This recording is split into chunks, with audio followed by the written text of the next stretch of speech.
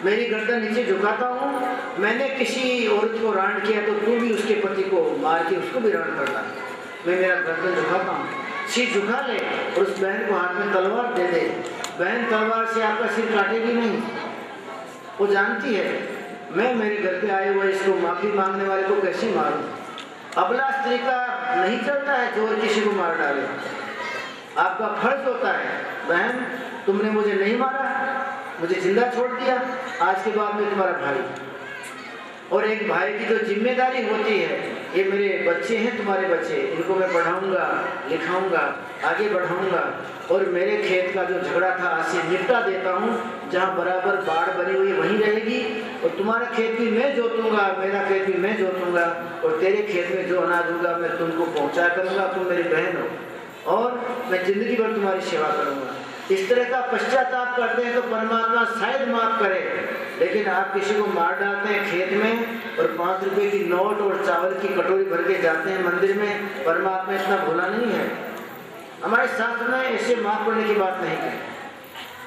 माफ उसको होता है जो प्रायश्चित करता है, अपने किए की भूल को सुधारता है। इंद्र महाराज को भेजो यहाँ, नारद जी तुम बीच में कैसे आई मीडिया बन के? इंद्र महाराज डरते डरते आए, महाराज मेरी भूल हो गई। वही भगवान ने कान पकड़ा उसका, एक थप्पड़ लगा दिया इंद्र के गाल के ऊपर। इंद्र तुम्हारा बाप कौन? मेरा बाप ब्रह्मा जी। ब्रह्मा जी का बाप कौन? ब्रह्मा जी के बाप तो आप हो, तो मैं तेरे बाप का बाप हूँ। और बाप के बाप की तो परीक्षा लेता है, शर्म तेरे को नहीं आती? दुनिया में तिनके की परीक्षा नहीं लेनी चाहिए और मैं तेरे बाप का बाप हूँ तो मेरी परीक्षा ले रहा है।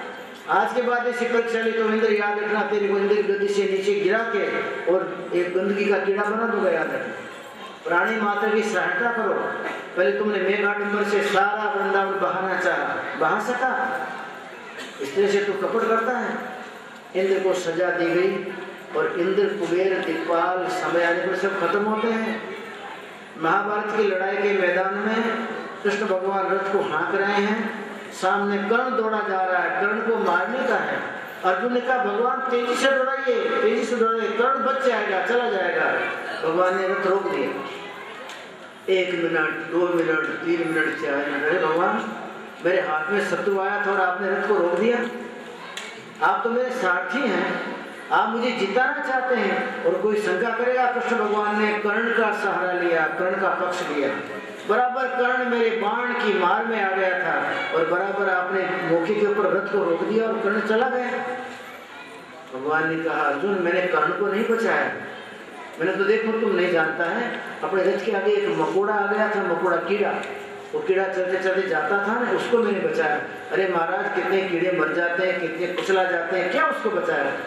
तुम नहीं जानता अर्जुन, मैं जब कभी गोलोक से मृत्यु लोक में आया करता था भक्तों को दर्शन देने, तो ये कीड़ा उस समय इंद्र था, इंद्र की गद्दी पे मुझे मिला करता था।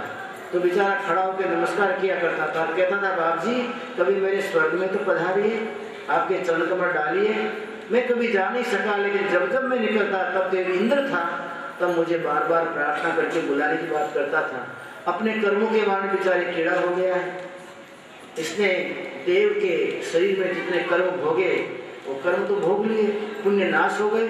अब इसके पाप जगह हैं, तो पाप ऐसे जगह हैं कि ये मकोड़ा तो बना है, कीड़ा तो बना है, लेकिन फिर भी 3 टांग है बेचारे के। देखो मनुष्य बनाते तो कोई बात नहीं थी, मकोड़ा को भी 3 टांग, 4 टांग होती तो घूमता फिरता खाता पीता, लेकिन इसको 3 टांगे है।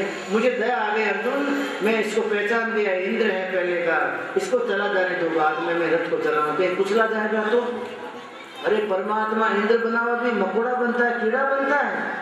हाँ राजन अर्जुन तुम नहीं जानते हो, कर्ण की परिपाटी बड़ी अटपटी है।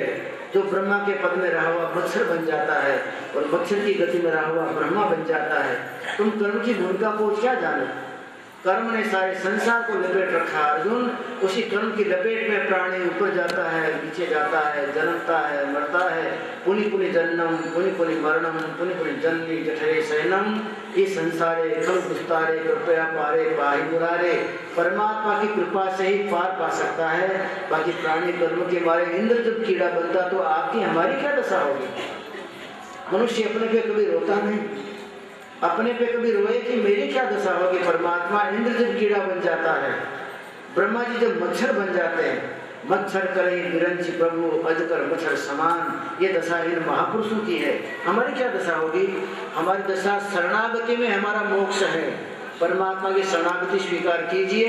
परमात्मा एक बार का आपका वंदन कभी नहीं भूलता। वंदन ये जीवन में स्पंदन लाने वाली कला है। आप 16 प्रकार की पूजा करते हैं देवता की, 1650 पूजा करने के बाद जो दोनों हाथ जोड़ के और सिर न झुकाया, वंदन न किया, तो आपकी करी कराई पूजा सफल है।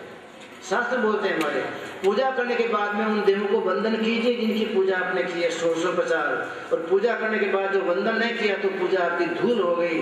आपने सिर तो झुकाया नहीं, आपके अंदर वाला तो ढीला पड़ा नहीं, आपका हृदय तो कोमल हुआ नहीं। परमात्मा हृदय की कोमलांगी भावना को मानता है। परमात्मा बाहर के प्रकांड को, प्रपंच को, ढोंग को नहीं मानता। प्रार्थना करनी चाहिए।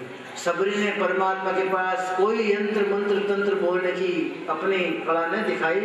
परमात्मा के सामने बोर खिलाने के बाद प्रार्थना की, परमात्मा कभी कभी आपको याद आ जाए तो मुझ गरीब को याद करना। इतनी नम्रता की बात को परमात्मा ने लिख लिया अंदर में। तो लिखने के बाद जब कृष्णावतार में आए तो वही सबरी, वही भिलनी मालन बनी और बेचारी बोर, केले, अंगूर ये सब अपने टोकरियों में भर के और चारों तरफ घुमा करती वृंदावन में, और कृष्ण भगवान के महल के 7 चक्कर मारती थी। उसको मालूम नहीं था मैं भिलनी हूँ पहले वाली, लेकिन परमात्मा का दिया हुआ उसमें स्नेह ऐसा है कि पारब्रह्म परमात्मा का अवतार हुआ है तो मैं इनको कब प्रदक्षिणा करूंगी। 7 प्रदक्षिणा रोज करती, फिर वृंदावन में वो अपने बोर केले बेचने जाती। भगवान रोज अंदर से देखा करते। भगवान का नियम है, एक बार कोई प्राणी जिंदगी में एक बार परमात्मा को झुक जाए तो उसको 1000 बार याद करते हैं परमात्मा। और आपने 1000 गुना किया उसको याद नहीं करते। भगवान को याद है, अरे एक भिलनी थी वो भी मुझे बोल खिलाया करती थी रामावतार में, वो भिलनी तो नहीं है। भगवान बारी से, खिड़की से देखा करते थे, बारी खोल के कोई एक गुड़िया है वो चक्कर मारा करती है। लेकिन भगवान ने कहा, माँ एक मुट्ठी ज्वार मुझे दे दो ना, ये अनाज दे के मैं बोर ले आऊँ। माँ ने दिया, चलो मेरा बच्चा है कुछ लाना जाना सीखेगा, भले ठग जाए एक बार, कोई बात नहीं। चलते चलते गए तो मालिन के 7 चक्कर पूरे हो गए थे, जा रहे थे। भगवान ने आवाज दी, ए मालिन खड़ी रहे, ए मालिन खड़ी रहे। कितने महान भाग्य होंगे, एक मालिन को जगत का जगदीश्वर बुला रहा है, खड़ी रहे, खड़ी रहे। मालिन खड़ी रही। अरे बाप जी मैं आपके लिए जो चक्कर मारा करती थी, ये बोर लेंगे? मालिन मेरे पास ज्वार तो है, लेकिन मेरे मुट्ठी में लेके आया, आते आते रास्ते में गिरते गिरते गिरते 2 दाने रहे, क्या करो? कोई बात नहीं महाराज, 2 दाने दीजिए। भगवान ने 2 दाने दिए उसको, उसने अपने झोले में ले लिए। फिर तो क्या भगवान ये अंगूर लीजिए, केला लीजिए, बोर लीजिए, ये लीजिए, वो लीजिए, सब दुनिया भर के दिए। उसके बाद भगवान ने कहा, तो मैंने दाने तो तुमको 2 ही दिए ज्वार के, तुमने मेरा तो सारा का सारा पीताम्बर भर दिया। देख तो सही वो दाने तेरे पास सलामत है कि नहीं? और उसने अपनी झोली को खोला, उसमें 2 हीरे मिले। अरे बाप जी इतने कीमती हीरे आपने कैसे दे दिए? मैं तो देखती थी आपने ज्वार के दाने दिए, कीमती हीरा एक ही बहुत, 2 क्यों दिए? नहीं 2 देना है, एक पहले का बाकी है मालिन वो दे रहा हूँ, एक हीरा आपका बाकी है ये दे रहा हूँ। आज खरीदा है ना उसका 1 हीरा, पर पहले का मेरा बाकी याद है तुमको? तुमने मुझे बोर खिलाते कहा था भगवान कभी याद आए मेरी गरीब की तो याद कर लेना। तुम्हारी मुझे आज याद आई है। एक हीरे से तेरा ये लोक बनेगा, दूसरे से परलोक बनेगा, तेरा लोक परलोक दोनों बन गया। परमात्मा की प्रार्थना कीजिए झुक के, तो परमात्मा प्रार्थना को मानता है। इस तरह से परमात्मा की दिव्य लीलाएं सारे भागवत में भरी हुई हैं। अब तो वही चर्चा अपन करना चाहते हैं कि परमात्मा ने वो विवादास्पद एक कार्य किया जिसको रासलीला कहा जाता है। इसके पहले तो वेणु गीत और चीरहरण जिनकी चर्चा अपन ने कर डाली कल। चीरहरण तो परमात्मा आपके हमारे आत्मा के ऊपर के चीरों को बापों भरते हैं। वेणु गीत में वंशरी परमात्मा के आगे जो मुंह पे लगी रहती है उसका वर्णन है। गोपिकाएं वंशरी के साथ विरोध करती हैं। वंशरी का हमारी शोक है। देखो भगवान इसके कारण उनको भूल जाते हैं। वंशरी ने क्या पुण्य किए होंगे भगवान के साथ सो जाती है। भगवान ने कभी हमको नहीं सुलाया। वंशरी का क्या गुण है कि भगवान इसको हरदम होठ के ऊपर रखा करते हैं। हमने कभी होठ को हाथ नहीं लगा पाए। वंशरी में क्या गुण है कि भगवान उसके पैर दबाते हैं दोनों हाथों से। हमने भगवान को प्रार्थना की, अपने पैर दबाने को हमको मौका नहीं दिया और बंसरी के पैर दबाते हैं। एक दिन भगवान सोए थे, गोपिकाएं चुपचाप गई और साइड में सोई हुई बंसरी को उठा लिया। उठाने के बाद में दूर ले गए उसको जंगल में। उसका बंसरी आज फैसला करने का है, हमारे भगवान मोहन को तुमने हमसे अलग क्यों कर दिया? तुम्हारे पास क्या मोहिनी है कि तुमने ऐसा मोहित कर दिया उनको? वो परमात्मा हमको भूल जाते हैं, याद ही नहीं करते। जब देखो तब तुम्हारे अंदर में वेणु पूरे ध्वनि निकालते रहते हैं, तुम्हारे से बात करते रहते हैं। क्या कारण है? परमात्मा के अधर के रस का तुम पान करती है, हम तो उस रस का पान करते देखती ही नहीं। तुमको क्या कारण है? मुरली में आवाज आई, बहन मैंने मेरे जीवन में तपस्या बहुत की है। मैं जब बांस के रूप में जब खड़ी थी तब मैंने बहुत सर्दियां बिताई, बहुत गर्मियां सहन की, बहुत बरसातें सहन की। बहन जो तप करता है वो भगवान को अच्छा लगता है। तुमने ऐसा तप किया है? तुम तो गर्मी में छाया में बैठ जाती थी कदम में, और गर्मी में तुम तो स्नान करने डूब जाती थी जमुना जी में, ठंडी में तुम घर में चली जाती थी। मैंने मेरे अपने आप को छुपाया नहीं, कुदरत ने जैसा मुझे रखा, गर्मी में वैसा रही, सर्दी में वैसा रही, ठंडी में रही। मैंने मेरे जीवन में तप किया है। बहन जो संयम से रहता है और जीवन में तप करता है, सब सहन करता है, परमात्मा का दिया हुआ दुख भी सहन करता है, सुख भी सहन करता है। जिस परमात्मा ने सुख भेजा उसी का भेजा हुआ दुख होता है। दुख कहाँ से आ जाता है? आपका हमारा है क्या? जिसने सुख भेजा उसी ने दुख भेजा है। सुख को स्वीकार किया, उसी प्रेम से दुख को स्वीकार कीजिए, परमात्मा खुश होगा।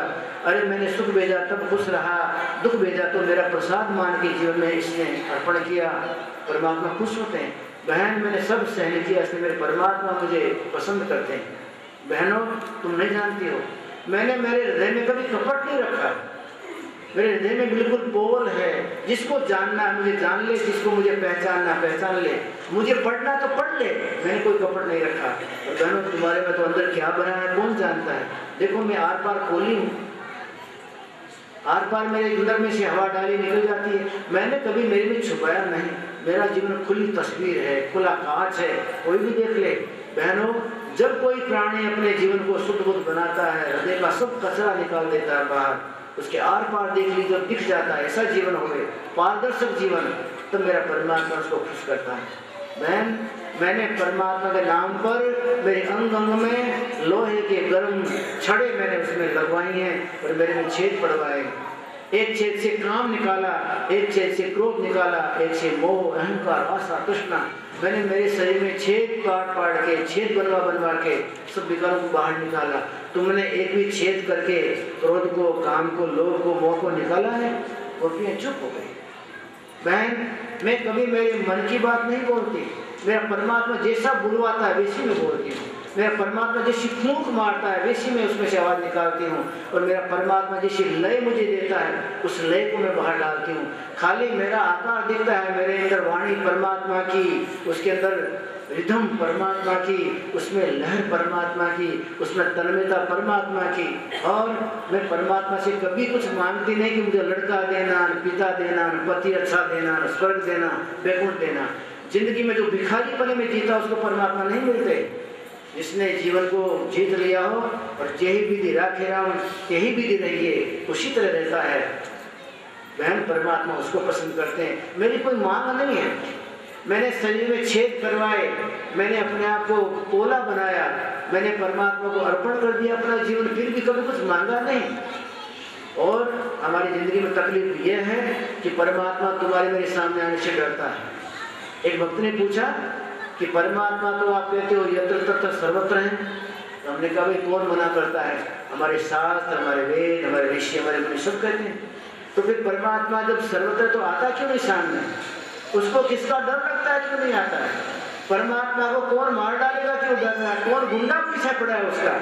क्यों नहीं परमात्मा दिखता है? जब परमात्मा सर्वशक्ति ईश्वर है तो वो आने से डरता क्यों है? हमने कहा परमात्मा इसलिए डरता है कि जैसे दिखेगा तुम सब भीख मांगने शुरू कर दोगे, मेरे को ये दे दो, मेरे को वो दे दो।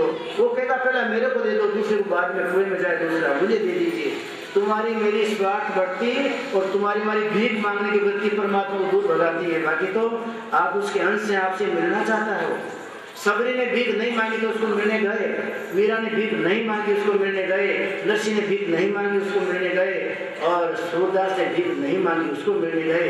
आप और हमारे पास तो झोलियाँ इतनी खाली पड़ी हुई हैं जन्म जन्मांतर की, परमात्मा भीख देते देते भी हार जाए तो भी आपकी झोली भरने वाली नहीं। एक काले सिर का मानव, काले सिर का आदमी कौन जाने क्या झोली लेके जन्मा है, उस झोली में परमात्मा देते रहते उसके भाग्य के हिसाब से, लेकिन नहीं बढ़ती। मरते दम तो उसकी भाग्य की झोली नहीं बढ़ती है, भीख मांगा करता है, मर गया मेरे पास तो कुछ नहीं है। परमात्मा कहता तेरा बाप है बैठा हूँ तेरे सिर पर, मर कैसे गया तू? लेकिन तो कभी अंदर ढूंढती तो मार बंदे, मैं तेरा सगा बाप तेरे घट में बैठा हुआ हूँ। परमात्मा घट में विराजमान है, आप दुनिया में भटका करिए क्या मिलेंगे?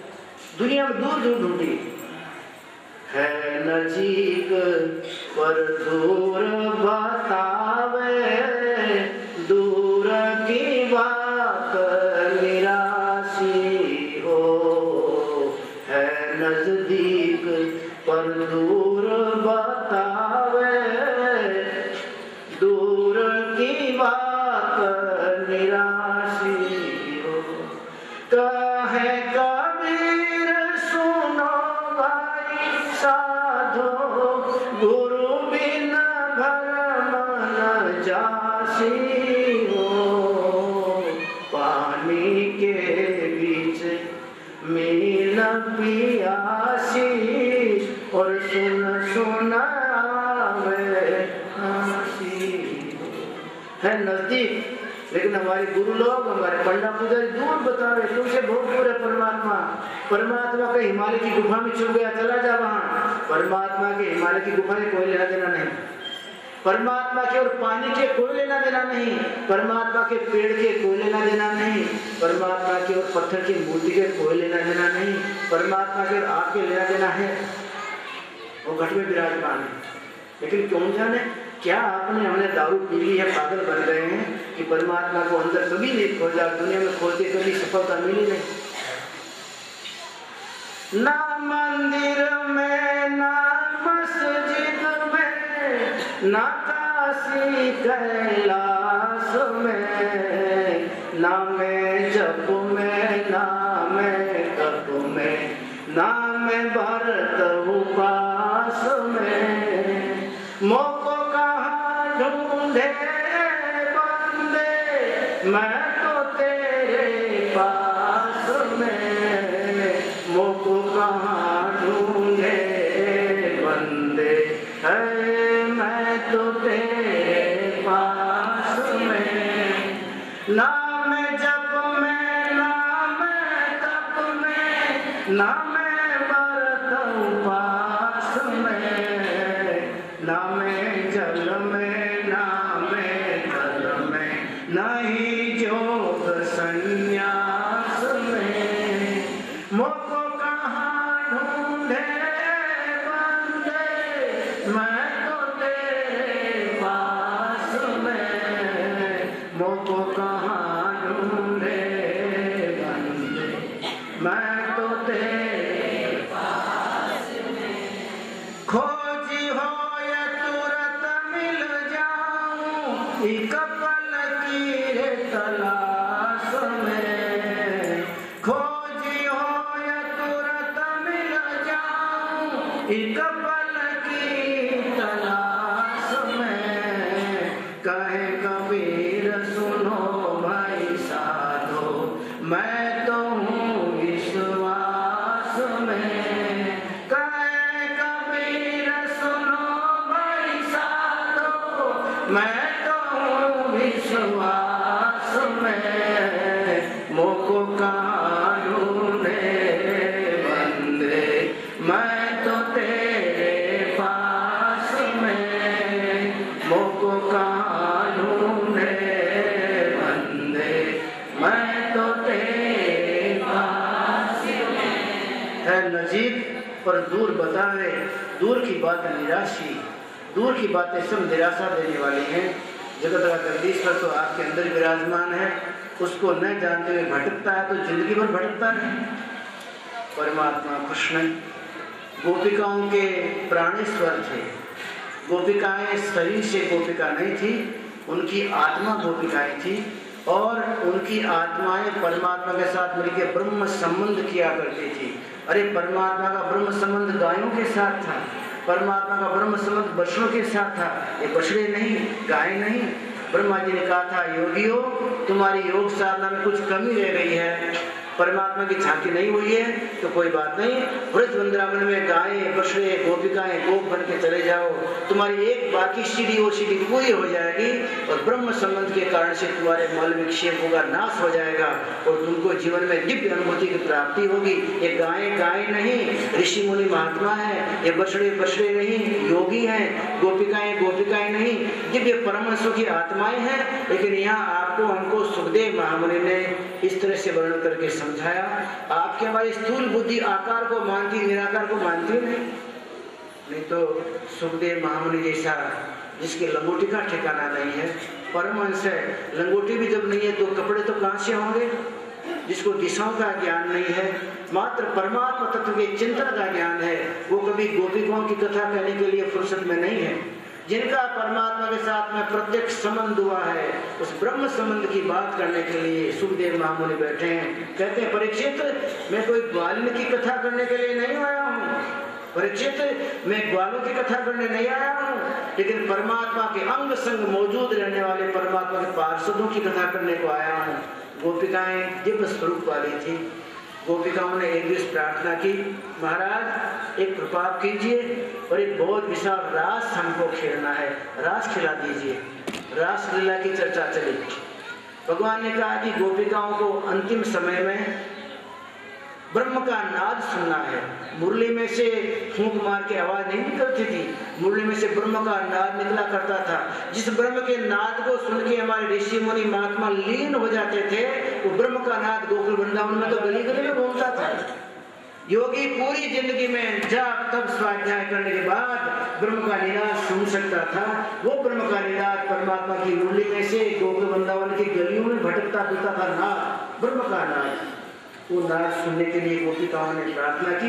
भगवान जानते थे 11 साल और 52 दिवस के बाद मैं तो चला जाऊंगा और चला जाऊंगा, फिर गोपिकाओं के मन की मन में रह जाएगी, ये ब्रह्मनाद की जो इनकी सिद्धि वो बाकी रह जाएगी। इस बात को कृष्ण जानते थे और कृष्ण भगवान ये भी जानते थे 11 साल और 52 दिवस के बाद जाऊंगा तो फिर आऊंगा नहीं। कृष्ण भगवान जैसा परम योद्धा और कृष्ण भगवान जैसा परम नीतिज्ञ जगत में नहीं हुआ। कृष्ण भगवान ने निश्चित किया कि मैं गोपिकाओं के सिर पे ये गोबर की डालियां कब तक रखा करूंगा, ये गोबर के टोप कब तक उनके सिर पे रखूंगा, कब तक गायों को चलाया करूंगा। मुझे तो जगत को मोड़ देना है, मुझे तो गीता का ज्ञान संसार में प्रदर्शित करना है और मुझे तो सारे संसार की भूल भ्रमणा को मेटना है। मैं जो गोकुल वृंदावन में गायों के पीछे घूमता रहा और जमुना का जल ही पीता रहा, गोपिकाओं के सर पे में टोप उठा उठा के रखता रहा, तो मेरा जन्म नहीं पूरा हो जाएगा। भगवान ने विचार किया, मैं जीवन में मोड़ लाऊंगा, ऐसा मोड़ लाऊंगा कि फिर मुझे आने का ही नहीं। वास्तव में जीवन में ऐसा मोड़ आना चाहिए, ऐसा कृष्ण भगवान ने लिया। ऐसा मर्द का बच्चा निकला कि गोकुल वृंदावन से निकल गए तो फिर कभी आके मिले ही नहीं, गोपिका रो रो के मर गए, वो बंदा नहीं आया। इसलिए उसको तो और समाज को कुछ देना था, ऐसा ज्ञान देना था, बोध, जिस बोध के अंदर में आपके हमारी आत्मा को संकृत किया, मूर्ति आत्मा को जीवित किया और हमारे अंदर में आत्मा को रसमय बनाया। वो बात तो गीता बाकी थी उनकी। छोड़कर गोपियां गेली, गेली शब्द गुजरात का, गेली मतलब पागल, पागल बन गई थी कृष्ण बना के पीछे, कृष्ण परमात्मा की झांकी के पीछे पागल गोपियों को छोड़ के चले गए। हमारे घर में कोई हमको बहुत चाहता तो छोड़ के नहीं जाते, सारा वृंदावन उनके आड़े आ गया। पागल गोपियों को छोड़ के चले गए। पागल मस्तिष्क के पागल नहीं, प्रेम में पागल। छोड़कर गोपियां गेली, बसे श्री कृष्ण द्वारिका, प्रभु एक जाने जोयूं मजा छे दूर रे वामा, समीप संताप छे ज्यादा, मजा है दूर रे वामा। समीप संताप, नजदीक रहने में संताप है, उपाधि है, और दूर रहने में मजा है। इस सूत्र को कृष्ण भगवान ने जाना, ये अपन नहीं जानते। माताएं जानती हैं, पहले घर में चूल्हे थे, तो माताएं जानती थी कि रोटी बनाती हूँ और आग को खींचना होता था तो हाथ नहीं डालती थी, चिमटा रखती थी। वो जानती थी कि आग से दूर रहने में मजा है, आग से काम तो है, रोटी बनाना पड़ेगा, खिलानी है सबको, लेकिन आग से खेलने में कोई मजा नहीं। इसलिए चिमटा रखती थी 1.5 फुट लंबा, वो चिमटा से आग को निकालना, डालना, अग्नि को प्रज्वलित करना, लकड़ी को थोड़ा हिला डुला देना, चिमटे से करती थी। इसी तरह माया आग है, इसके साथ में दौड़ के जो बात भरने जाएंगे तो माया जला देगी। इस माया के साथ काम लेना हो तो चिमटा रखिए 1.5 हाथ लंबा गुरु के ज्ञान का, और गुरु के ज्ञान के चिमटे से इस माया को घुमाओ फिराओ, इसको जलाओ, इससे काम लो, कोई बात नहीं। हम पागल बन के वो दूरी नहीं रखते हैं, दूर रहने वाली दूरी रेंज वो नहीं रख पाते हैं और दौड़ के कूद पड़ते हैं पतंगे की तरह। पतंगा दीपक को देखता है और पागल बन जाता है, और पागल बनने के बाद में दौड़ता दौड़ता दीपक की लपट में गिर के जल जाता है। उस मूर्ख को कौन समझाए? तुमको दीपक के दर्शन करने हैं, 1 फुट दूर से रहो, दूरी रखो थोड़ी, और 1 फुट दूर रह के और तुम घूमते रहो, चक्कर मारते रहो, उसका आनंद लेते रहो। जब आनंद में भरपूर पेट भर जाए तो चले जाओ। लेकिन पागल उसको देखते ही दौड़ता दौड़ता उड़ता उड़ता आता है, लपट में गिर पड़ता हो जाता है। समझो तो मानेगा नहीं। हम भी सब माया की अग्नि के अंदर में पतंगे बने हुए हैं, माया की अग्नि की पतंग की लपट में कूदना चाहते हैं। दूर से देखा करें तो कौन मना करता है? माया को दूर से सेवन कीजिए, कोई नहीं मना करता, लेकिन माया की आग की ज्वाला में हम सब पतंगे बन के उसमें होमा जाते हैं, कूद पड़ते हैं, खत्म हो जाते हैं। पतंगा ये नहीं माने, अगर माने तो कह देना। नरसिंह मेहता क्या पतंग तो मानेगा तो नहीं, हम सब कहाँ मानते हैं। जैसे ज्वाला अग्नि में और जर जर मरे पतंग, ऐसे तुम मत पड़ियो रे जीव होए निसंग। हे मूर्ख जीव, तू समझ, पतंगे गिरते हैं आग में, इसी तरह तू माया के लपटों में क्यों गिर रहा है? संसार के सारे संबंध, सब व्यवहार, दिखने वाले रमकड़े, खेल खिलौने, ये माया के लपटे। पतंगा ये नहीं माने, अगर माने तो कह देना। दीवा की लपट में जलता मजा है दूर रहने में, समीप संताप है ज्यादा, मजा है दूर रहने में। हे पतंग, तू दीवे की लपट से दूर रहना, देख के चला जाना, कूदने क्या दूर है। माया के अंदर कूदने में कोई मजा नहीं, सजा है, दूर रहने में मजा है। ये बात कृष्ण भगवान ने सबसे पहले समझाई, और गोपियों को रोती छोड़ के बंदा चला गया तो चला ही गया। जंगल में हिरण को जब पकड़ना होता है तो हिरण तो इतनी चौकड़ियां भरता है कि पकड़ा नहीं जा सकता, लेकिन हिरण के कान बड़े कच्चे होते हैं, संगीत प्रिय होता है। एक टाटी लगा देते हैं और टाटी के बीच में छेद होता है, तो छेद में शिकारी देखा करता है, दूसरा आदमी बीना बजाता है, संगीत बजाता रहता है। चढ़ने वाला मृग संगीत को सुनता तो धीरे धीरे धीरे धीरे पास में आता, कहाँ संगीत आता है। उस मूर्ख ने जहाँ सुना संगीत को और पगडंडी पे जा रहा है तो वहीं खड़ा खड़ा 2 घंटे सुने तो सुन ले, कान भर जाकर चला जाए। संगीत कहाँ से आ रहा है उसका पता लगाने के लिए उस टाटी की तरफ बढ़ता है, बराबर रेंज में आ गया कि तुरंत ही उस छेद में से शिकारी ने तीर मारा, छाती में निकल गया और मर गया। उस मूर्ख को कौन कहे कि उसकी रेंज में आए बिना दूर से खड़े खड़े बिना का संगीत सुन ले भाई, और कान भर जा तो चले जा। दुनिया के पागल को कौन कहे अपनी छाती में माया के तीर क्यों खाना चाहते हो? दूर से ही माया के दर्शन करो और परमात्मा को हृदय मंदिर में बसाओ। छाती माया के लिए नहीं, परमात्मा के लिए है। बजे जहाँ बीन मीठी तू हिरनवा दौड़ी मत जाना। हिरन मीठी बीना बजती वहां दौड़ के क्यों जाते? बजे जहाँ बीन मीठी तू हिरनवा दौड़ मत जाना। लगाओ तीर से भाई मजा है दूर रहने में। तीर से तुम बिन जाओ, तीर बींधे तुमको, उससे तो अच्छा है दूर रहो तो मजा है। बिंधाओ तीर ना करता मजा छे दूर रे वाम। समीप संताप है ज्यादा, मजा है दूर रे। छोड़ कर गोपियां गेली वसे श्री कृष्ण द्वारिका। प्रभु ने जान ली ना था मजा है दूर रहने में। प्रभु ने जान लिया था और हमारा जानना बाकी। वो कन्हैया जाना था, मुझे जाने का है, मैं चला जाऊंगा।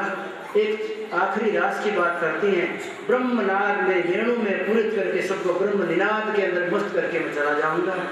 उनको कहा गया रास कब रखना है? गोपिकाओं ने कहा शरद चंद्र जब हो और शरद पूर्णिमा हो, उस समय शरद पूर्णिमा के अवसर के ऊपर मधुबन में अपने रास रंगने का है।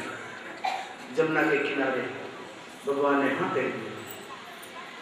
पूर्णिमा की रात्रि आई, गोपिकाएं मधुबन में इकट्ठी होने लगी। गोपिकाएं शरीर से नहीं, शरीर तो घर में पड़े थे उनके। कोई गोपिका सोई है घर में बच्चे के साथ, कोई गोपिका भोजन बना रही है, कोई गोपिका गाय दूह रही है, कोई गोपिका लेपन करती है। कृष्ण भगवान ने अपने वेणु में नाद पूरित किया और वेणु में नाद पूरित करते ही वो नाद सारे वृंदावन के अंदर में व्याप्त हो गया और सारा जड़ चेतन बन गया और चारों तरफ से ब्रह्म निनाद की लहरें बरसने लग गई। तो जो गोपी गाय दूती थी वहां की वहां बैठी रही, शरीर बैठा है उसकी आत्मा मधुबन में चली गई। जो गोपी रोटी बनाती रही उसके हाथ छूट गए और गोपी का शरीर बैठा है वहां चूल्हे के पास, उसकी आत्मा मधुबन में चली गई। जिस जिस गोपी ने उस ब्रह्म निनाद को सुना था, उसकी अधिकारिणी थी, वो सब गोपियां वहां आई हैं। तो वहां उन्होंने दिव्य शरीर धारण किए। परमात्मा मांस मिट्टी वाले शरीर से कभी रमण नहीं करते, इसमें दुर्गंध आती। नाक में गंदगी है, कान में गंदगी है, मुंह में गंदगी लाल मिलती रहती है, आंख में कीचड़ निकलता रहता है। अरे आपके हमारे शरीर के रोम रोम में पसीने में गंदगी है, दुर्गंध मारती रहती है। और पेट के अंदर तो परमात्मा जी ने क्या क्या भरा हुआ है, कचरा कौन जाने उसको। तो हमारे शरीर में गंदगी की सिवाय है क्या? ये तो परमात्मा ने चमड़ी को लपेट दिया ऊपर और हमारा फिनिशिंग कर दिया, तो इतने सुंदर लगते हैं। कोई चमड़ी तो निकाल दे, चमड़ी तो उसके ऊपर मक्खी भी नहीं बैठे, इतनी गंदगी है इसके अंदर में। और चारों तरफ देखते ही आपको भोजन भी नहीं अच्छा लगे अगर चमड़ी उतरा हुआ आदमी देख लें तो। परमात्मा ने मर्यादा रखी है, चमड़ी को सजाया है, संवारा है। आपने मान लिया हम तो इंद्र के बच्चे बन गए, भूल है। गोपिकाओं का सही तो पड़ा रहा। परमात्मा पार्थिव देह के ग्राहक नहीं है, परमात्मा को आपके अंतर चेतना के ग्राहक है। गोपिकाओं ने दिव्य शरीर धारण किए और वहां वृंदावन के उस महान दिव्य मधुबन में आनंद आया। आकाश से परमहंस उतरे और परमहंस ने भी गोपिकाओं रूप धारण किया। शंकर भगवान कैलाश से आए तो शंकरी गोपी बन गए, पार्वती जी भी देखने को आई है। नारद जी आए तो नारदी गोपी बन गए और नारदी गोपी का स्वरूप उनका दिव्य स्वरूप है। उधर अक्रूर जी उद्धव जी वैकुंठ से नीचे उतरे, कोई झांझ बजा रहे हैं, उद्धव जी मृदंग बजा रहे हैं। प्रहलाद जी नीचे उतर गए तो प्रहलादी गोपी बन गए, वही मृदंग बजा रहे हैं। सारा वातावरण दिव्य बना हुआ है। इसमें गोपिकाओं को अहंकार आया, थोड़ा सा अहंकार। हम कितनी भाग्यशाली, यदि वो परमात्मा हमारे लिए यहाँ अपना गोलोक छोड़ के आए हैं और वृंदावन की धूल में हमारे लिए कूद रहे हैं, नाच रहे हैं। हम कितनी भाग्यशाली हैं। दुनिया की ओर से औरतें कितनी भाग्यहीन होंगी, उनको सपने में भी दर्शन नहीं है। जहाँ अहंकार है वहाँ परमात्मा नहीं होता। अहंकार तो भक्ति का शत्रु कांटा है। अहंकारम बलम दर्पम कामम क्रोधम तथैव च परित्यज्यम भक्ति से पंचकंटकम। 5 कांटे भक्ति के हैं, जो निकाल सके तो निकालिए। आपसे न निकले तो कोई कारीगर ढूंढिए, ऐसा मर्द का बच्चा कारीगर जिसने अपने कलेजे में से 5 कांटे निकाले हो। कांटे काम के, क्रोध के, लोभ के, मोह के, अहंकार के 5 कांटे निकाल के वो कारीगर आपकी हमारी जिंदगी में से कांटे निकाल सकता है। दुनिया का कांटा पैर में चुभता है, लेकिन ये काम क्रोध के कांटे कलेजे में चुभते हैं और कलेजे में से कांटे निकालने कोई चिमटी नहीं बनी। वो चिमटी तो संतों के पास है, उस महापुरुष के पास है जिसने अपने जीवन में सब प्रपंच के कांटे निकाल के जीवन को निष्कंटक बनाया हो। कृष्ण भगवान का कांटा तो निकालना ही पड़ेगा। मैं चला जाऊंगा, कांटा कलेजे में रह जाएगा अहंकार का, तो भक्ति में कांटा चुभ जाएगा, तो भक्ति का मार्ग नहीं चल पाएंगी गोपिकाएं। कृष्ण भगवान गायब हो गए और अपने घर में आ गए। घर में आकर देखते हैं गर्गाचार्य महामुनि बैठे आए हुए। गर्गाचार्य जिन्होंने इनका नाम धारण कराया था, इनके कुल गुरु बहुत वर्षों के बाद गर्गाचार्य को निमंत्रण देते देते आए होंगे। रात्रि में शाम को आए होंगे, रात्रि में गौशाला में निवास किया गर्गाचार्य ने। नंद बाबा सो गए, यशोदा माँ सो गई, गोपिकाएं सब सो गई हैं, लेकिन खाली गर्गाचार्य बैठे ध्यान कर रहे हैं। परमात्मा, जिसके घर में मैंने अनाज खाया है, जिसके घर में रात्रि निवास किया है, आज मैं इसी घर में परमात्मा तेरा ध्यान करके तेरी शक्ति घर में उतार के चेतन चेतन करना चाहता हूँ। इसलिए कहते हैं बाप जी मेरे घर में एक रात तो रुकिए, और एक रात रुक के अपने परमात्मा का ताज जोड़िए कि मेरे गरीब के घर में उस ताज के साथ में परमात्मा का दिव्य चेतन मेरे घर में उतर जाए, मैं धन्य धन्य बनूं। इसलिए परमात्मा को अपने घर में उतारने के लिए संतों को पकड़ते हैं, महात्माओं को पकड़ते हैं। गर्गाचार्य बैठे गौशाला में, नंद बाबा का भला हो इसलिए सोए नहीं, परमात्मा के साथ तार जोड़ा हुआ है और आंखों में से ज्ञान वैराग बरस रहा है, चेतन पूरित हो गए हैं। कृष्ण भगवान ने कहा ऐसा आनंद कहाँ मिलेगा। गर्गाचार्य सामने के कोने में, कृष्ण भगवान इधर सामने बैठ गए और गर्गाचार्य की दोनों आंखों में अपनी आंखें लगा के सारा अमृत पीते गए। गर्गाचार्य ब्रह्मांड के मालिक का अमृत अपने घट में उतारते रहे और घट में उतरा हुआ अमृत आंख में से निकलता रहा ज्योति के रूप में। उसी ज्योति को, गर्गाचार्य की दिव्य ज्योति को कृष्ण भगवान सामने बैठे बैठे पीते रहे और पीते पीते अंतर में से पूर्ण तृप्त बन गए। 4 बज गए। 4 बजे गर्गाचार्य ने नेत्र बंद किए। अब तो उनको नित्य क्रम करने हैं, जमुना स्नान करने जाना है। कृष्ण भगवान उठ के चुपचाप मधुबन में गए। गोपियां तो हैरान परेशान थी, गोपियां तो गालियां देती थी, भगवान आपने हमको बुलाया ये दशा क्यों की, आपको ऐसा कपट करना था तो हमको बुलाया क्यों, ऐसा महापुरुष तो नहीं किया करते, आपके बाप के अंदर में तो परंपरा है शील संतोष की, आपके जीवन में क्यों नहीं। भगवान ने कहा गोपिकाओं मैं तुम्हारे भले का काम करके आया हूँ, आज वो मैंने काम किया है तो जिंदगी भर में बनने वाला नहीं था। मेरे गुरु महाराज पधारे हुए हैं गर्गाचार्य जी, वो विराजमान थे गौशाला में और उनकी आंखों में से दिव्य चेतन ज्योत निकलती थी। गोपिकाओं एक आंख में से ज्ञान झर रहा था, दूसरे में से वैराग टपक रहा था और दिव्य चेतन वहां बरस रहा था। ऐसा मौका मैं कैसे छोड़ता। मैं सामने की दीवार का सहारा लेके बैठा और मेरे गुरु जी की आंख में से जो चेतन बरसता था दिव्य, और गुरु महाराज अपनी भक्ति के आकर्षण से जो सातवें ब्रह्मांड से खींच के अपने में उतार रहे थे, वो सारा दिव्य चेतन मैंने अपने अंदर भर लिया है और भरते भरते मैं जब परिपूर्ण बन गया। गोपिकाओं एक उन बाप जी का दिया चेतन निकल गीता के ज्ञान के रूप में काम आएगा, मैं सारे जगत को देने जाऊंगा, मुझे बोध चाहिए न। आज मैंने गुरु महाराज का सारा भक्ति का, ज्ञान का, साधना का, वैराग का भजन किया, गुरु महाराज ने लाभ ले लिया, चेले ने सारा बोध मेरे घट में उतार लिया है। इसलिए हम संत महात्मा को कहते हैं बाप जी और कुछ नहीं चाहिए, बस एक आपकी कृपा दृष्टि पड़ जाए, मेरा जीवन धन्य बन जाए। पड़ जाए की बात नहीं, कृपा दृष्टि में से खींच लीजिए ना, ताकत हो तो ज्ञान वैराग्य गुरु भक्ति उनकी दृष्टि में है, खींच लीजिए। गुरु महाराज जगते रात में बंदा सोया पड़ा है, नाक बोलता खर्राटे भर रहा है, ये कोई गुरु चेला शिष्य परंपरा है। परंपरा तो ये कहती है गुरु महाराज आपके आए तो आप भी रात भर जगे, गुरु महाराज के सामने बैठ के उनका प्रेमामृत पी लें। कृष्ण भगवान चुके नहीं और हम जिंदगी में कभी सावचेत नहीं हुए। गोपिकाओं में प्रेमामृत पी के आया, वो प्रेमामृत मैं आज वर्षा देना चाहता हूँ, वही प्रेमामृत तुमको आज पी लेने का है। भगवान ने संकल्प किया, मेरे गुरु महाराज का मिला हुआ वो प्रेमामृत ब्रह्म के निनाद जैसा था, मेरे अंदर में वो नाद उतरा है, वो स्फुट नाद और गोपिकाओं के अंदर में प्रवेश करे और प्रवेश करके इनके अंदर में जन्म जन्मांतर के सब पर्दे फूट जाएं, सब पर्दे टूटे फूटे, उसके बाद में आकाश में गगन में दिव्य ज्योति प्रकटे, उसमें उनकी आत्मा लीन बन जाए। फूट गया आसमान शब्द की धमक में, लगी गगन में आग सूरत की चमक में, शेष नाग और कमठ लगे सब कांपने, सहज समाधि की दशा खबर नहीं आपने। गोपिकाओं को थोड़ी देर के लिए सहज समाधि लग गई।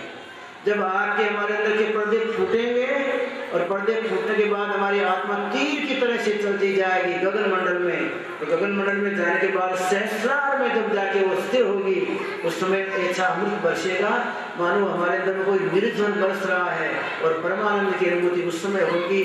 उस समय सहज समाधि लग जाती है, सहज समाधि की दशा खबर नहीं आपने। टूट गया ब्रह्मांड शब्द की धमक में, लगी गगन में आग सूरत की चमक में, शेष नाग और कमठ लगे सब कांपने, सहज समाधि की दशा खबर नहीं आपने। खुद की खबर भूल जाते। कृष्ण भगवान ने संकल्प किया, गुरु जो संकल्प करे कि मेरे शिष्य का भला हो और मेरे शिष्य के पाप ताप संताप सब जल जाए, तो गुरु महाराज के अंदर के संकल्प से उस शिष्य के पाप ताप संताप सबका नाश हो सकता है। क्योंकि गुरु जब संकल्प करे तब शिष्य जगता होना चाहिए। गुरु संकल्प करे उसमें शिष्य सावचेत होना चाहिए। गुरु महाराज उसके ऊपर में कृपा बरसाते हों और वह जीव पड़ा पड़ा खराटे भरता हो तो सुसुप्ति में चेतन प्रवेश नहीं करता है, जागृत सुरता होती है तभी चेतन प्रवेश करता है। इसीलिए कहा गया समय मिले तो हम 4 बजे उठें और 4 बजे उठ के जगत के जगदीश्वर को, उस परमात्मा को याद करें। उस परमात्मा को याद करने से कभी तो उनकी कृपा बरसी और संकल्प किया उन्होंने, मेरे शिष्य में चेतन उतरे। आप जगते बैठे तो उतरेगा, और 4 से 6 के टाइम में ब्रह्म मुहूर्त में जो सोगे तो चैतन्य स्पर्श करके चला जाएगा और जो जागृत होगा उसमें उतरेगा। इसलिए हमारे ऋषि मुनि महात्मा रात रात भर जगा करते थे, रात रात भर जगा करते थे और परमात्मा की कृपा कब उतरे उसका रास्ता देखा करते, राह देखा करते थे। गोपिकाओं को भगवान ने धन्य बनाया। रास का मतलब ये न माने आप कि एक नटवर एक गोपी, एक नटवर एक गोपी, एक कृष्ण एक गोपी, इस तरह पूरा मंडल बनता हो और फिर आपस में ताली मारते हों और एडी की ठोकर लगाते हों, फिर घूम जाते हों, एक गाता हो दूसरा उसको झेल लेता हो, तीसरा गाता हो, चौथा राग छेड़ता हो। ये तो सब रास नहीं हुआ, इसको तो हम सब लोग कहते घूमा करते, गाया करते कुछ का कुछ। वो तो महारास था। उस महाराज में ऐसी बात तो थी, एक नटवर एक गोपी वाली, लेकिन भगवान के हाथ में मुरली होती थी और मुरली में जब फूंक मारते थे तो उसमें ब्रह्म का नाद ब्रह्मांड से चीरता हुआ आता था और गोपी के हृदय मंदिर में सीधा उतर जाता था। और नारद और बाल मुनि, शंकर भगवान, उद्धव, प्रहलाद सब मस्त मस्त मस्त होके पी लेते थे।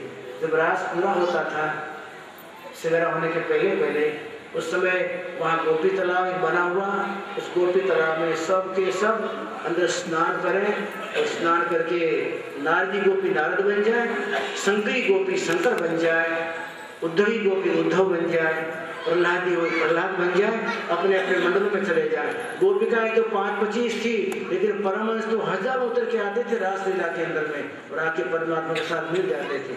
परमात्मा चैतन्य का ग्राहक है, परमात्मा आत्मा का मालिक है, परमात्मा किसी चमड़े का, हड्डी का, मांस का कभी ग्राहक नहीं है।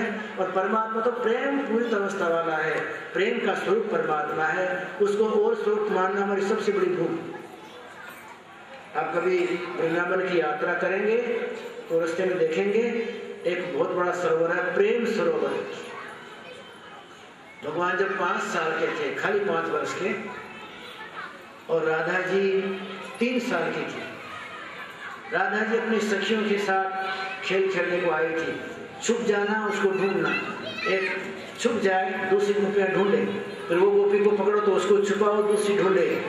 छुपने खेलने का काम करने के लिए राधिका जी आई थी उधर, और उधर कृष्ण भगवान अपने गोप ग्वाल के साथ में छुपने का खेल देख रहे थे, लुकने छुपने का खेल खेलते थे। कृष्ण भगवान दौड़ते दौड़ते गोप ग्वालों से अलग पड़े और निकुंज में जाके छुप गए। उधर राधा जी गोपियों से दूर पड़ी, वो भी निकुंज में आके छुप गई। जिस झाड़ी में कृष्ण भगवान छुपने को आए वहीं राधा जी भी आई और दोनों का आपस में आंखों का स्पर्श हुआ, एक में का भाव जगा। 3 वर्ष की राधा जी और 5 वर्ष के कृष्ण भगवान की आंखों में से इतना प्रेम बरसा और उस प्रेम के प्रतिफल में राधा जी की आंखों से इतना प्रेम बरसा, क्योंकि तो राधा जी परमात्मा की शक्ति है, बहुत समय से बिछड़ी हुई शक्ति आज जब मिल रही है तो प्रेमाश्रु बहे। इतना प्रेम बरसा कि वहाँ एक तालाब बन गया और आज प्रेमाश्रु के तालाब के कारण उसका नाम प्रेम सागर पड़ा।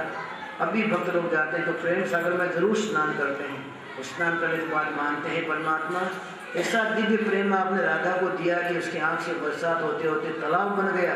और हम मूर्खों की आंख में तो कभी एक आंसू नहीं पड़ता कि परमात्मा मिला नहीं, मेरी क्या दशा होगी, मैंने सारा जीवन प्रपंच में काट दिया, मेरी क्या दशा होगी।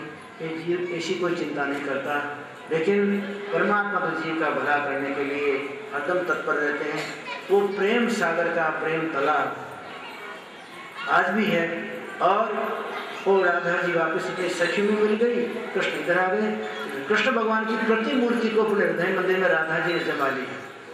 हमारी सी भूल क्या होती है, हमारे हृदय मंदिर में हम दुनिया की काली काली मूर्तियां जमा लेते हैं।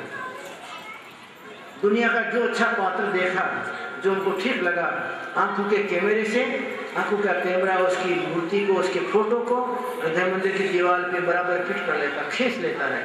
ऐसी तो कौन जाने कितनी मूर्तियां हमने अपने आंखों के कैमरे से खींच के हमारे हृदय मंदिर के दीवारों को काला काला कर लिया। दुनिया की किसकी मूर्ति है कि आपके अंदर में उजाला करेगी? ऐसा कोई बात तो दुनिया में नहीं है। ऐसी भूल न करिएगा। कहीं किसी व्यक्ति की, कहीं किसी स्त्री की पुरुष करे, पुरुष का स्त्री करे, कोई बंगले की, किसी गाड़ी की, किसी सीन की फोटो आप अपने अंदर खींच ले लें, ये जिंदगी भर के लिए काला धब्बा लग जाएगा तो मिटने वाला नहीं है। और जिंदगी भर आप हैरान परेशान होंगे तो दिल का दरवाज़ा साफ नहीं होगा। दिल का दरिया साफ कर जाना को आने के लिए और ध्यान गैरों का हटा उसको बुलाने के लिए, उस परमात्मा को बुलाना है तो औरों की छाप दूर करो। जब तक घर का कचरा अंदर में, परमात्मा कैसे आएगा? मीराबाई ने एक भूल कर दी थी, जब तक रविदास जी नहीं मिले तब तक मीराबाई ने दुनिया के माता पिता भाई बंधु कुटुंब जो जो प्रिय लगते हैं, हमने भी तो फोटो खींचे हैं, मीराबाई ने भी खींच लिए, लेकिन अंदर सब काला हो गया। रविदास जी ने कहा मीरा तुमको परमात्मा मिल तो सकता है, मैं मिला सकता हूँ, मैं संकल्प करूंगा मीरा कि मैं परमात्मा मेरी मीरा को मिलो, तो मेरे संकल्प में ताकत है मीरा, मेरा परमात्मा तुझको मिलेगा अंदर में, लेकिन मेरा परमात्मा बैठेगा नहीं। मीरा तुमने अपना अंदर का हृदय मंदिर काला कर लिया है, और काले मंदिर में परमात्मा नहीं आता। काले हृदय वाले का मुंह भी काला होता है, उसके कर्म भी काले होते हैं, परमात्मा नहीं आता। मीरा हृदय को शुद्ध बुद्ध करना हो तो पहले गिरे की वेदना में रो रो के जिंदगी भर का किया हुआ काला हृदय धो डालो। इसको धोने के लिए दुनिया का पानी नहीं, आंसू का जल चाहिए। और मीरा कहती है आंसू का जल सींच सींच प्रेम बेली बोई, मैंने आंसू के जल से हृदय मंदिर को धोया। माँ पूछती थी मीरा क्यों रोया करती हो तुम? रात को देखते तो रोती हो, दिन को रोती हो, क्यों रोया करती हो? मेरा ने कहा माँ रोती नहीं हूँ, मेरा कोर्स चलता है कोर्स। मैंने जवानी में जो जो फोटो गलत थे उन गलत फोटोज को अपने अंदर मैंने फिट कर लिया। उनको धोने के लिए माँ आंसू के पानी से, आंसू से उसको धोने के लिए मैं प्रयोग कर रही हूँ। आंसू के जल के बिना, रोए बिना, कलेजा फूटे बिना कभी कलेजा साफ नहीं होता। मेरा रोई है तो कलेजा साफ करने के लिए, और हम रोए हैं तो दुनिया के पैसे के टुकड़ों के लिए, कुटुंब के परिवार के लिए, या चमड़े के किसी पुतले के लिए। हम परमात्मा के लिए नहीं रोए। और इसीलिए मीरा ने परमात्मा को मोल ले लिया, अपने बाप का बना लिया था, जिंदगी भर परमात्मा के लिए रोई। फिर एक दिन मीरा ने कह दिया माँ से, माँ जिसके लिए रोती थी ना वो परमात्मा मेरा हो गया, और मैंने खरीद लिया उसको, मेरे बाप का है। मायरी मैंने लीनो रे गोविंदो मोल, मायरी मैंने लीनो रे गोविंदो मोल। कोई कहे कारो, कोई कहे गोरो, कोई कहे कारो, कोई कहे गोरो। लीलो में पटक पछोर, मायरी मैंने लीलो रे गोविंदा ने मोल, मायरी मैंने लीलो रे गोविंदा मोल। कोई कहे छाने, कोई कहे छोड़े, कोई कहे छाने, कोई कहे छोड़े। लीनो में बजंता ढोल, मायरी मैंने लीनो रे गोविंदो मोल, मायरी मैंने लीनो रे गोविंदा मोल। मीरा के प्रभु गिरधर नागर, मीरा के प्रभु गिरधर नागर। बोले प्रेम के बोल, मायरी मैंने लीनो रे गोविंदा मोल। हे माता, परमात्मा ऐसा बन गया मेरा कि मेरे साथ प्रेम के बोल बोल के बात करता है। मैं जैसा चाहती हूँ मेरा परमात्मा वैसा बोलता है। दुनिया भले कहे मेरा ठगा गई है, इसको बड़ा महंगा पड़ा है, कोई कहे महंगो, कोई कहे सोंगो, लेकिन मैंने तो ढोल बजा बजा के बाजार के अंदर में घुंघरू बांध के नाच नाच के मेरी कुल की मर्यादा का सत्यानाश करके, अहंकार को खत्म करके मैंने मेरे परमात्मा को प्राप्त किया है। मैंने कोई जैसे तैसे प्राप्त नहीं किया। और परमात्मा की अनुभूति तो अंदर का कलेजा शुद्ध बुद्ध किए बिना नहीं होने वाली। अंदर का कलेजा जब शुद्ध बुद्ध होगा और आपकी आंखें जगत के प्राणियों के फोटो खींचना बंद करेगी, आपके जीवन में ज़्यादा नुकसान मन नहीं करता। ज़्यादा नुकसान आपके मुंह की इंद्री, तन बदन की और इंद्रियाँ ज़्यादा नुकसान नहीं करती, ज़्यादा नुकसान आँख ही करती। अगर आदमी आँख में इसके बैठा है और कोई सुंदर स्वरूप चला गया तो आँख नहीं बगड़ी तो मन नहीं बिगड़ेगा। मन कहाँ देखता है बेचारा, वो तो आँख जब किसी को देख के अपना फिर मन के अंदर फिट होती तो मन बार बार उसको याद करता रहता है, बार बार मन उसको स्मृति में ले आता है और स्मृति में बार बार लेने से वो फोटो, वो चित्र अंदर में पक्का बन जाता है। और पक्का बनने के बाद दुनिया की कोई ताकत नहीं उसको मिटा देने के लिए। फिर तो अंतरिक्ष साधना चाहिए। अंतरिक्ष साधना हमारे जीवन में न होने से तकलीफ पड़ जाती है। इसीलिए हमारे शास्त्रों में कहा गया है सबसे पहले आपकी आंख न बिगड़े, ये बहुत ध्यान दीजिए। और आपकी आंख को जहाँ तक फिट न कर दें ये भी ध्यान दीजिए। सूरदास से पहले अंधे नहीं थे।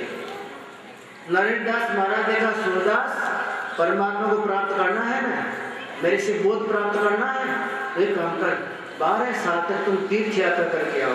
इसलिए कि तीर्थ यात्रा करने में कहीं मान होगा, अपमान होगा, कोई गाली बोलेगा, कहीं खाने को मिलेगा, कहीं नहीं मिलेगा, कहीं सोने को मिलेगा, कहीं नहीं मिलेगा।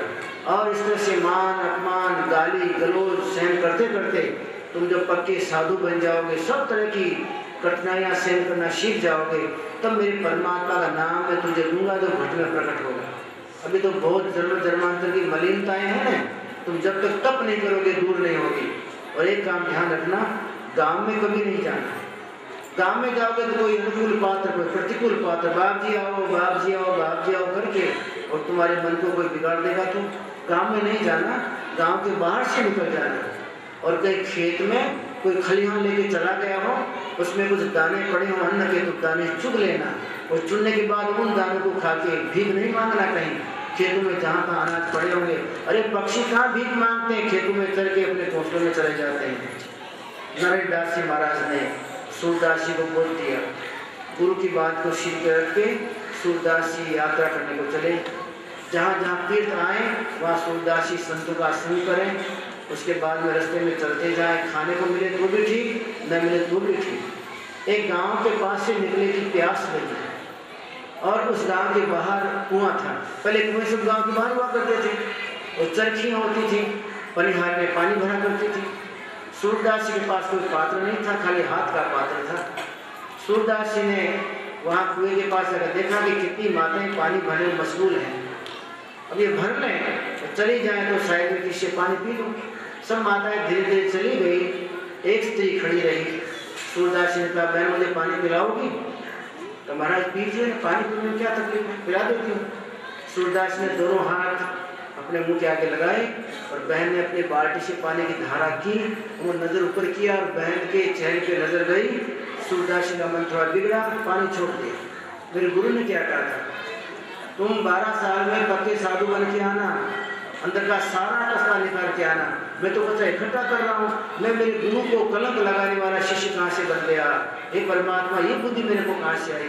तुरंत ही मन में गुरु महाराज की जागृति आई और कहा बहन तुम्हारी एक चूड़ी मुझे दोगी? बहन को तो क्या मालूम क्या घटना घटी है। बहन ने चूड़ी निकाल के सूरदास जी को दिया और सूरदास ने चूड़ी के 2 टुकड़े किए, कांच की चूड़ी के, और दोनों आंखों में जोर से धक्का मारा और लोहे की फुहार निकली बाहर। जोर से चिल्लाई बचाओ बचाओ बचाओ। गांव के लोग दौड़े, अरे बेचारी कुएं पे अकेली खड़ी है तो क्या हो गया, क्या तकलीफ हुई इसको? दौड़ते दौड़ते सब आए, क्या बात है, क्या तकलीफ हुई तुमको? मुझे नहीं हुई, देखो साधु ने पानी मांगा और पानी मांगने के बाद में पानी पिलाने गई, शायद मेरे से कोई भूल हो गई, पानी पीना बंद कर दिया और कहा वहाँ एक चूड़ी मुझे दे दो ना। मैंने चूड़ी दी, 2 टुकड़े किए और अपने आँख में ठोस ली। इतना नुकसान कर लिया, दोनों आंखें चली गई साधु की। अब ये यात्रा कैसे करेगा? इसको रास्ते थोड़े मालूम है, रात को कहाँ जाएगा, दिन को कहाँ जाएगा। गांव के लोगों ने चूड़ियाँ निकाली, आंखें फूट चुकी थी, गहरे तक चली गई थी। अरे महाराज आपने ये क्या किया? सूरदास जी का कोई चिंता नहीं, आप कोई मत बोलिए, मैंने कोई बुरा नहीं किया है। ये आँख के ऑपरेशन की जरूरत थी, ये आवश्यकता थी मुझे, इन आंखों का ऑपरेशन नहीं करता मेरा जीवन बर्बाद हो जाता। सबसे पहले आपका जीवन बर्बाद आंखें करती हैं। अगर आंख के ऊपर आपका कंट्रोल नहीं है तो मन पर कंट्रोल कभी नहीं हो सकता। सबसे पहले आप आंख का ऑपरेशन कराइए ऐसे कारीगर से जो माया का मोतिया अंदर से निकाल दे। जिसको माया का मोतिया आ गया है, माया का मोतिया बिंद, उसकी आंख में से उसको यहाँ के अच्छे लगते हैं और दिव्य धाम, दिव्य परमात्मा के धाम के अच्छे नहीं लगते। माया का मोतिया बिंद जिसको आ गया उसको दुनिया के गोल गोल आदमी ठीक लगते हैं, उन्हीं के फोटो खींचता है। कोई सारा कारीगर मिले माया का मोतिया बिंद निकाल दे तो हमको लोक परलोक की दिव्य आत्माएं दिखने लग जाए तो शायद भजन जिंदगी में बन सकता है। बाकी सबसे बुरा काम, सबसे बड़ी तकलीफ हमारे जीवन में कोई देती है तो हमारी आंख देती है। कृष्ण परमात्मा ने कहा गोपिकाओं, मैंने गुरु महाराज का सारा दिव्य तत्व आंख से अंदर भर लिया। आंख से कचरा भर सकते हैं, आंख से चेतन भर सकते हैं।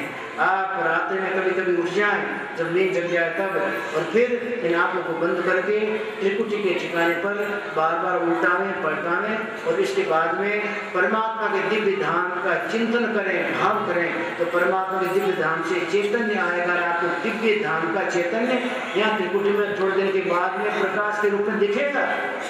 आप ऐसा न माने कि हमारे साथ नहीं हो सकता, करके देखिए ना।